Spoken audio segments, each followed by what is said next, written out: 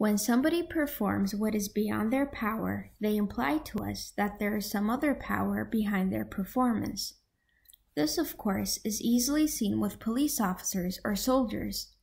They can easily command people to do certain things and expect them to obey. When we observe people obeying an officer, we know that the officer is not relying on his power, but that of the government. We can use the same reasoning towards nature and conclude that it's a necessity for an all-powerful, conscious being, for God, to exist.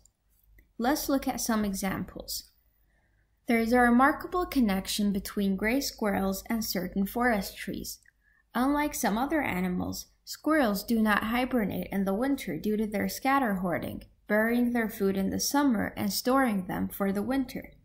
Interestingly, however, scatter hoarding not only benefits squirrels but also the trees themselves. It allows the nuts that are buried and later forgotten by the squirrels to germinate and grow into trees.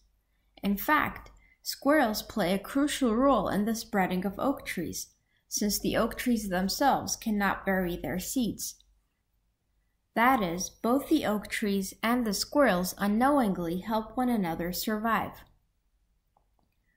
As in the case for squirrels and oak trees, there is also a fascinating relationship between hummingbirds and certain types of flowers. Some flowers in cooler environments cannot rely on insects for pollination due to the weather. Also, the tubular shape of certain flowers make it difficult for insects to reach the nectar. Interestingly, hummingbirds can both live in these cooler environments and have bills that exactly match these flowers. In fact, certain hummingbirds have extra long bills and feed on flowers that are difficult even for other hummingbirds to feed on. Others have curved bills that precisely match the curvature of some other flowers. Not only do hummingbirds have suitable bills to reach the nectar, but even their tongues, body weight, memory skills, and energy are precisely suitable to carry out pollination. Even more surprisingly, the migration of hummingbirds precisely coincides with the flowering of certain plants that require hummingbirds for pollination. It is not possible for hummingbirds to even know, let alone design, the necessary body weight, memory skills, energy, tongues, and bills that these flowers call for. Similarly, it is not possible for these flowers to know what shape they should have and at what time of the year they should sprout in order to prepare the necessary nectar for these birds at the specific time they need them.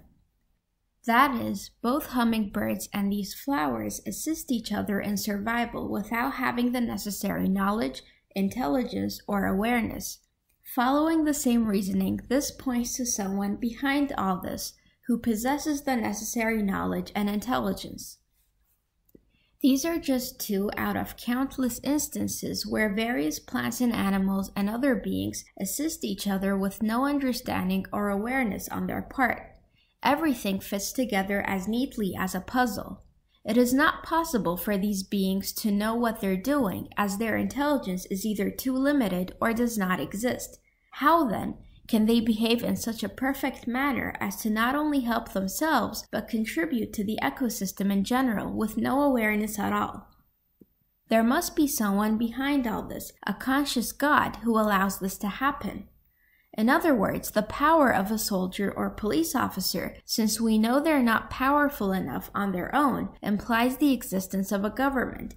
And the interaction between different beings in the ecosystem, since we know they're not intelligent enough on their own, implies the existence of God. The reasoning is that if anybody performs what is beyond their ability, they imply the existence of some other being or thing who possesses more of that particular ability. In the case of a soldier or police officer, they perform what is beyond their individual power, implying to us that there is a government behind them which possesses more power than they do. In the case of different beings interacting and assisting each other with the lack of intelligence, they imply the existence of a being with more intelligence.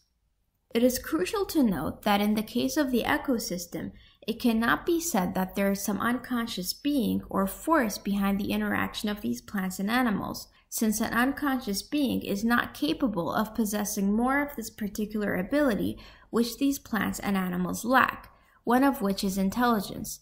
It cannot be nature either, as naturalists believe, since nature also lacks conscious intelligence and awareness. In fact, what is nature?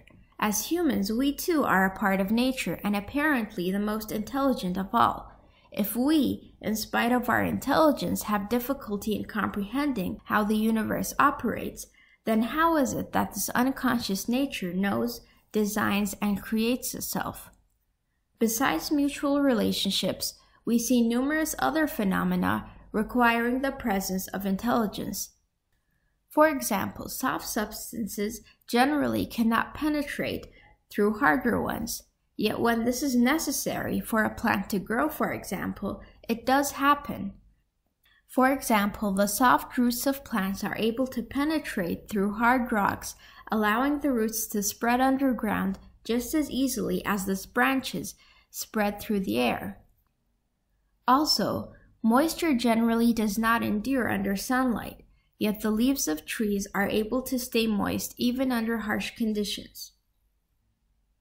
In other words, nature or science adapts its laws in a way that makes everything in the universe operate in perfect balance and pure harmony, so intelligently that even humans, the most intelligent of all beings, cannot fully comprehend the way it works. Yet nature or science does not have intelligence or awareness. Since nature acts intelligently without possessing awareness or intelligence, it follows that there is a being behind nature who possesses intelligence and knowledge.